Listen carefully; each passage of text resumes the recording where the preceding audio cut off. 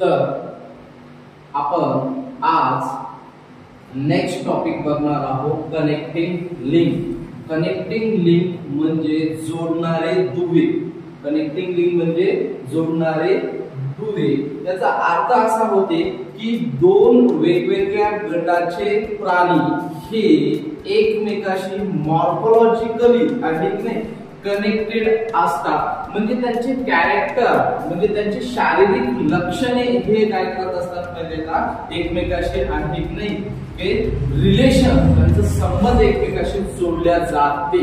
तर बघा सगळ्यात पहिले आपल्याला डेफिनेशन दिलेली आहे कनेक्टिंग लिंकची। Some plant and animal show some morphological character by which they can related to different group are called as a connecting link. बघा याच्यामध्ये काय सांगितलेलं आहे डेफिनेशन मध्ये की दोन वेगवेगळ्या आहेत प्लांटचे असो किंवा एनिमलचे हे काय आहेत दोन वेगवेगळे ग्रुप आहेत आणि ते मॉर्फोलॉजिकली कसे आहेत मॉर्फोलॉजिकल कॅरेक्टर्स त्यांचं कसं आहे सारखं आहे। म्हणजे हे दोन वेगवेगळे ग्रुप आहेत वेगवेगळ्या ग्रुपचे आहेत प्राणी आहेत पण त्यांचे मॉर्फोलॉजिकल कॅरेक्टर हे एकमेकाला कसे आहेत कनेक्टेड आहेत म्हणून त्यालाच काय म्हणायचं कनेक्टिंग लिंक। तर पहिले एक्झाम्पल आहे पेरिफिटस। बघा पेरिफिटस आणि ॲनिलिडा आर्थ्रोपोडा हे वेगवेगळे ग्रुप आहेत आणि या ग्रुप मधले आहेत जे प्राणी आहेत ते एकमेकाशी कनेक्टेड आहेत। तर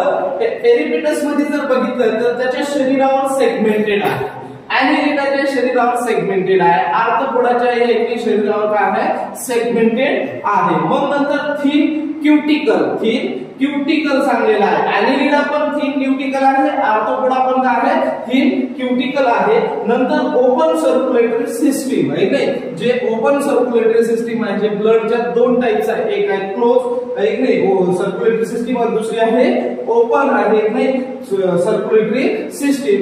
तर पेरिफिटस हा एक वेगळ्या गटाचा प्राणी आहे, ॲनिलिडा हा वेगळ्या गटाचा प्राणी आहे, आर्थ्रोपोडा हा वेगळ्या गटाचा प्राणी आहे पण त्यांचे मॉर्फोलॉजिकल कॅरेक्टर हे कसे आहेत सारखेच आहेत। यालाच आहे कनेक्टिंग लिंक असे म्हणतात। मग नेक्स्ट एक्झाम्पल आहे डक्ट बिल प्लॅटिपस। बघा हे पण काय आहे एग्स लाइक रेप्टाइल्स। हे काय करत असते माहितीये का की आपल्या स्वतःच्या शरीरातून अंडे घालत असते पण त्याचं रिलेशन आहे मॅमल्स सोबत होत असते। कशामुळं मेमरी ग्लॅंड्स मुळे आणि त्याच्या शरीरावर असणाऱ्या हेअर्स मुळे आहे ते रिलेशन दाखवते मॅमल्स। हे वेगवेगळे आहे, डक्टबिल हे वेगळ्या गटाचा प्राणी आहे आणि मॅमल्स हे वेगळ्या गटाचे प्राणी आहेत पण त्यांच्यामध्ये काय आहे सारखेपणा आहे हे दिसून येते। नेक्स्ट आहे तिसरा आहे लंगफिश हे पाण्यात असते पण जे श्वास आहे जे श्वास घेत असते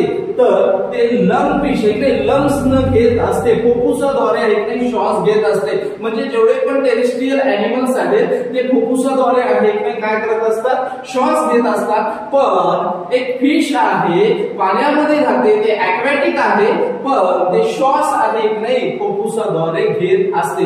म्हणून टेरेस्ट्रियल एनिमल्स आणि ॲक्वॅटिक एनिमल्स मध्ये जे लंगफिश आहे त्याच्यामध्ये कनेक्टेड आहे। ओके तर यालाच काय म्हणतात कनेक्टेड लिंक। म्हणजे दोन वेगवेगळ्या गटाचे आहेत मॉर्फोलॉजिकल कॅरेक्टर, दोन वेगवेगळ्या गटाच्या जे प्राणी आहेत त्यांचे मॉर्फोलॉजिकल कॅरेक्टर कसे असणे सारखे असणे त्यालाच काय म्हणतात कनेक्टिंग लिंक। मराठीतून याला जोडणारे दुवे असे म्हणतात। ओके